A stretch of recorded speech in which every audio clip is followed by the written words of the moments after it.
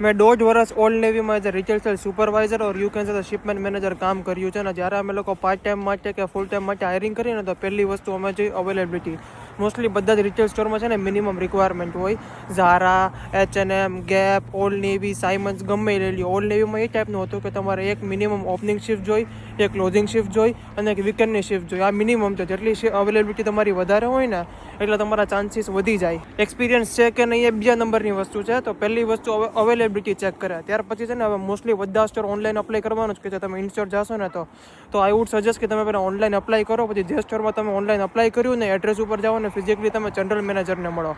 કેમ કે final call હાયરિંગનો છે ને જનરલ મેનેજરમાં હોય. તમે રેફરન્સ નાખ્યું હોય, ન નાખ્યું હોય કે તમે બીજા કોઈ સુપરવાઇઝરને મળ્યું હોય, ફાઇનલ કોલ જનરલ મેનેજરનો છે. તમે ફિઝિકલી સ્ટોરમાં વિઝિટ કરો. ઓપનિંગ ન હોય ને તો તમે 1 મહિનામાં 2 વાર જાઓ, 2 મહિનામાં 4-5 વાર જાઓ. કેમ કે રિટેલ સ્ટોરમાં એવું ફિક્સ ન હોય કે આ મહિનામાં જ ઓપનિંગ આવે. ગમે એ લોકોએ જોબ છોડી દીધી કે પછી લોકોની સ્કૂલ ચાલુ થઈ ગઈ તો ઇન્સ્ટન્ટલી ઓપનિંગ ચાલુ થાય. તો કંઈ ફિક્સ પીરિયડ ન હોય તો તમે બને ને એટલું ફ્રિકવન્ટલી વિઝિટ કરો સ્ટોરમાં.